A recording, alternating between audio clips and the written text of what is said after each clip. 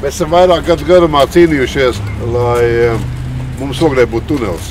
Un šī pārēja ir bijusi viena no bīstamākajām dzelzceļa pārējām Ogres pilsētā, kur mēs esam daudz cilvēku zaudējuši un daži ir arī cietuši, tā skaitā arī bērni. Šeit ir 7 sliedes, tagad ir izveidots tunelis.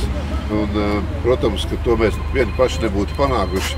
Mums palīdzēja Ināra Mūrniece, Saeimas priekšsēdētāja, Raivs Zitars un ļoti nāca pretī arī to laiku satiksmes ministrs Auguļkungs. Mēs pasakām paldies visi tie, kas mūs sadzirdēja, un šī sāpe mums bija liela, un mēs viņu esam atrisinājuši. Un šeit pierādījums to, ka valsts sadarbojoties ar pašvaldību, mēs varam panākt zināmus rezultātus.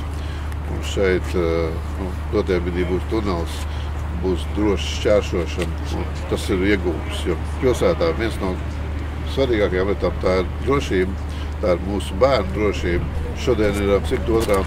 Latvijas dzimšanas diena. Šī ir laba dāvana Latvijas dzimšanas dienā Ogres novada iedzīvotājiem. Ogrēnieši vairāk kā 40 gadus to tuneli ir gaidījuši, jo Malkalnes prospekta rajons savienojās ar otru pilsētas daļu tieši šeit, un liela cilvēku plūsma šeit pārvietojās.